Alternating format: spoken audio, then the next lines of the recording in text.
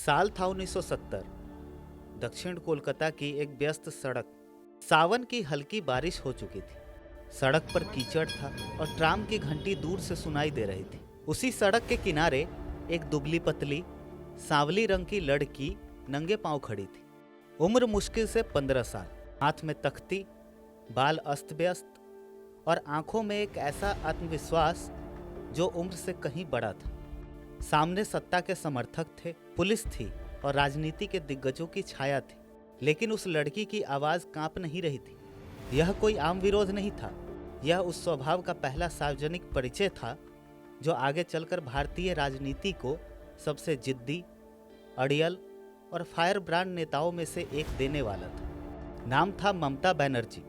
उस दिन शायद किसी ने सोचा नहीं था कि यही लड़की एक दिन 34 साल पुरानी सत्ता को उखाड़ फेंकेगी और बंगाल की राजनीति की दिशा बदल देगी। नमस्कार, आप देख रहे हैं किस्से नेताओं के और मैं हूं नवनीत कुमार। ममता बनर्जी का जन्म 5 जनवरी 1955 को कोलकाता के कालीघाट इलाके में हुआ। पिता प्रोमिलेश्वर बनर्जी सरकारी ठेकेदार थे और मां गायत्री देवी एक घरेलू महिला। घर साधारण था, संसाधन सीमित थे, लेकिन माहौल पढ़ाई और संस्कारों से भरा हुआ था। ममता शुरू से ही तेज दिमाग और स्पष्ट बोलने वाली थी। स्कूल में बहस हो या घर में कोई मुद्दा, वह अपनी बात कहने से नहीं हिचकिचाती थी। जब ममता किशोरावस्था में पहुंची तब परिवार पर सबसे बड़ा संकट आया। उनके पिता का इलाज के अभाव में असमय निधन हो गया। साल था 1972। उस दिन के बाद घर की आर्थिक हालत पूरी तरह बदल गई। 6 भाई बहनों की जिम्मेदारी अचानक मां और ममता के कंधों पर आ गई। रिश्तेदारों ने सलाह के नाम पर दबाव बनाया, यहाँ तक कि कालीघाट का घर छोड़ने की बातें भी हुई। बाद में हालात ऐसे बने कि परिवार को अपनी 12 बीघा जमीन बेचनी पड़ी। यह वही दौर था जिसने ममता के भीतर संघर्ष को अस्थायी रूप से बैठा दिया। पिता के निधन के बाद हालात ठीक नहीं थे, लेकिन ममता ने पढ़ाई नहीं छोड़ी। उन्होंने देशबंधु शिशु शिक्षालय से पढ़ाई की और आगे चलकर जोगमाया देवी कॉलेज से इतिहास में स्नातक किया। यूनिवर्सिटी ऑफ कलकत्ता से इस्लामिक इतिहास में मास्टर डिग्री ली। श्री शिक्षायतन कॉलेज से शिक्षा में ग्रेजुएशन किया और फिर जोगेश चंद्र चौधरी लॉ कॉलेज से कानून की डिग्री भी हासिल की। पढ़ाई उनके लिए डिग्री नहीं बल्कि आत्मनिर्भर बनने का हथियार था। बाद में उन्हें डिलीट जैसी मानद उपाधियां भी मिली, लेकिन उनकी असली पहचान ज्ञान से अधिक संघर्ष से बनी। साल 1975 में महज 20 साल की उम्र में ममता बनर्जी महिला कांग्रेस आई की जनरल सेक्रेटरी बनी। आपातकाल का दौर था, राजनीति में उथल पुथल थी। ममता सड़क पर उतरकर काम करती थी, पोस्टर चिपकाना, सभाएं करना और नेताओं से तीखे सवाल पूछना।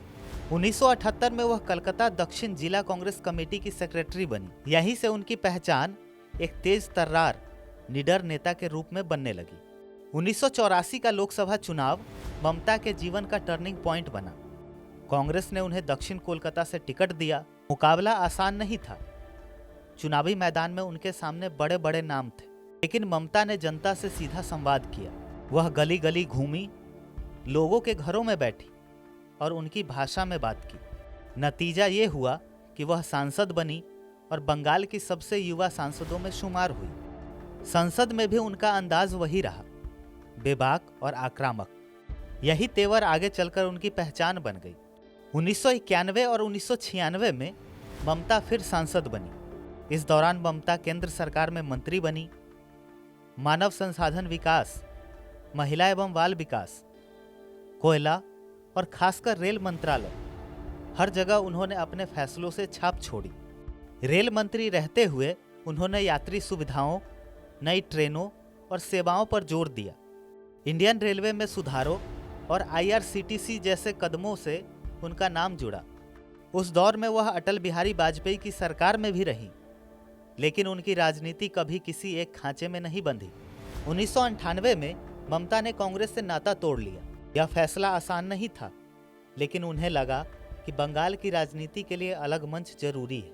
इसी सोच से तृणमूल कांग्रेस का जन्म हुआ। यह फैसला राजनीतिक आत्महत्या जैसा माना जा रहा था। शुरुआत में पार्टी कमजोर थी, संसाधन कम थे, लेकिन ममता का आत्मविश्वास मजबूत था। उन्होंने खुद को सड़क से सदन तक हर मोर्चे पर झोंक दिया। पश्चिम बंगाल में दशकों से communist party of India Marxist की सरकार थी। ज्योति बसु और बाद में बुद्धदेव भट्टाचार्य जैसे नेताओं का दबदबा था। ममता ने इस किले को चुनौती दी। 2005 के बाद सिंगूर और नंदीग्राम में भूमि अधिग्रहण के खिलाफ उनका आंदोलन निर्णायक साबित हुआ। भूखे प्यासे रहकर धरना, सड़क पर लेटना, पुलिस की लाठियां झेलना, यह दृश्य ममता की छवि को जन आंदोलन का चेहरा बना गया। यहीं से बंगाल की राजनीति में बदलाव की पटकथा लिखी गई। आखिरकार 2011 में इतिहास बदला। तृणमूल कांग्रेस ने 34 साल पुरानी वाम सत्ता को उखाड़ फेंका। ममता बनर्जी पश्चिम बंगाल की पहली महिला मुख्यमंत्री बनी। यह सिर्फ सत्ता परिवर्तन नहीं था, बल्कि एक युग का अंत और नए युग की शुरुआत थी।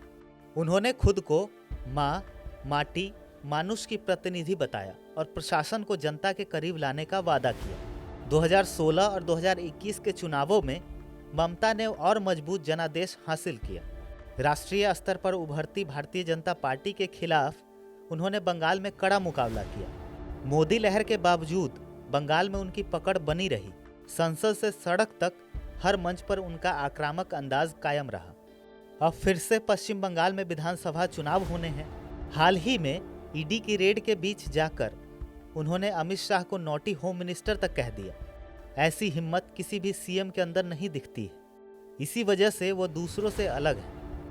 आज भी ममता बनर्जी सूती साड़ी और हवाई चप्पल में नजर आती हैं। न उनके पास निजी घर है, न गाड़ी। यही सादगी उन्हें जनता से जोड़ती है। समर्थक उन्हें दीदी कहते हैं, एक ऐसी दीदी जो जरूरत पड़ने पर सत्ता से भी भिड़ जाए। उनका जीवन बताता है कि राजनीति सिर्फ पद नहीं, बल्कि निरंतर संघर्ष की कहानी है। ममता बनर्जी का हर किस्सा यही कहता है कि वह समझौता नहीं करती। चाहे अकेली पड़ जाए, चाहे आलोचनाओं से घिर जाए, वह लड़ती है। शायद इसी वजह से उनका सफर एक नेता से ज्यादा एक कहानी बन गया है, जो अभी खत्म नहीं हुई। तो ये थी ममता बनर्जी की कहानी। ऐसे और किस्सों के लिए जुड़े रहिए स्टेट मेयर के साथ।